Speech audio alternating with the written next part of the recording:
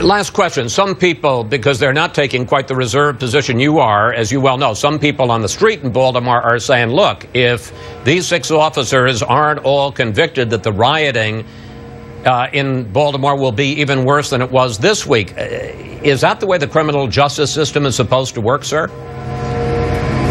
Well, you're not talking about the criminal justice system when you're talking about one day of rioting and a week full of tension in anticipation, incorrectly, that there would be more rioting. And we don't like it in Baltimore when you say there's been a week of rioting. And number two, the problem is a very deep problem. It can't be satisfied about labels or by labels of left and right.